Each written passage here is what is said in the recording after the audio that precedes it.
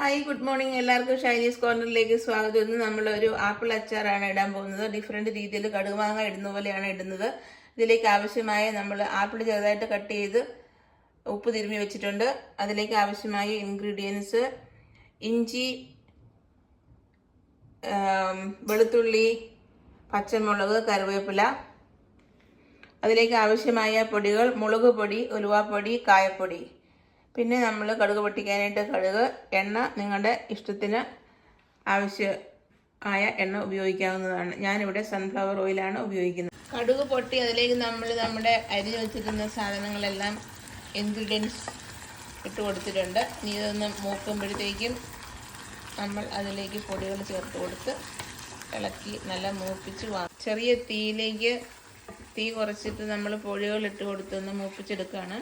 മസാല നല്ലപോലെ മൂത്ത് റെഡിയായി വന്നിട്ടുണ്ട്. കരിഞ്ഞൊന്നും പോയിട്ടില്ല. അല്പം വിനെഗർ ഒഴിച്ചു കൊടുക്കുകയാണ്.